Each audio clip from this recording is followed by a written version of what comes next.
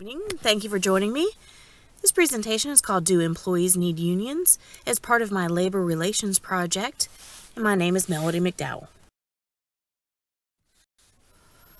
Unions, as defined by Wikipedia, is organizations that represent workers in many industries recognized under U.S. labor law. Their activity today centers on collective bargaining over wages, benefits, and working conditions for their membership, and on representing their members in disputes with management over violations of contract provisions. So why does an employee need a union?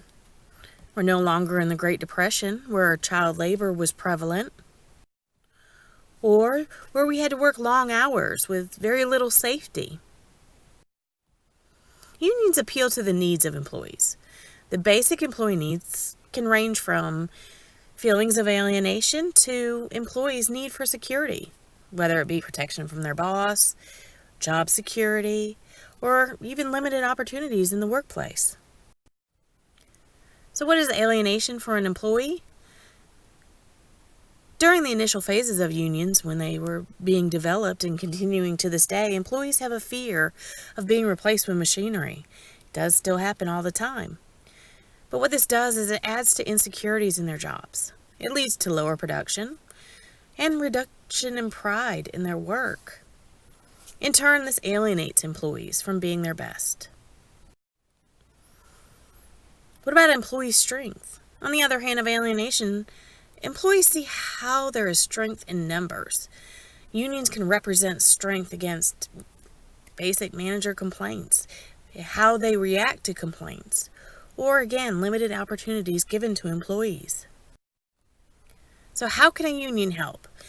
Say the employee wants someone to help with their problems and communications and misunderstandings with their employer. The union can use contracts to act in the best interests of employees.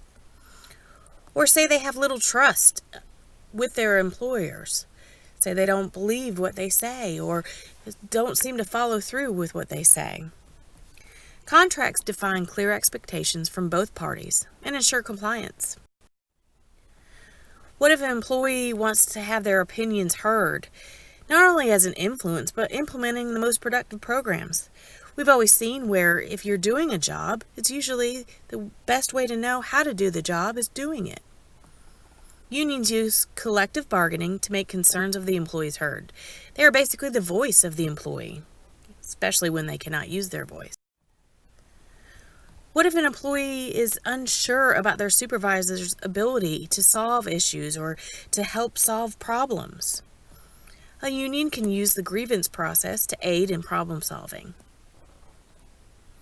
Also, say it gets further into legal action. Unions can send employee representatives to formal proceedings to speak on their behalf. So if you're voting for or against the union, people are usually influenced by social pressures or personal beliefs, mostly job satisfaction. So let's look at the influences. Social pressure, a lot of it comes from the union supporters and their advocates. They put a lot of pressure on people to join and to see the strength of a union. But some people are influenced by what they've heard about unions. A lot of times we're going to hear rumors about what a union can and can't do. But genuinely, more people continue to be in a union or vote to be in a union than if you have never been a member. The biggest concern is your job satisfaction. Do you love your job? Are you happy with the wages, the pay, the benefits? Are you happy with your supervisor? Are you happy with your responsibilities? How does a union affect those influences? Unions bring about fair treatment.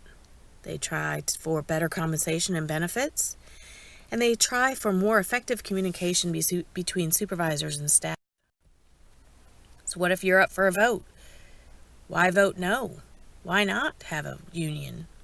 There's some common concerns about unions based around money or bad advice from rumors or retaliation, or it's just not worth it. Some common money concerns. We've heard people say, why should I join the union to get paid the same amount? Or, I can't afford to join and pay dues. Or your personal beliefs could come into play. Say you don't believe in unions, or My husband or wife doesn't like unions. Or even my religion doesn't permit me to belong to an outside organization. Overall, unions can be beneficial to employees and employers.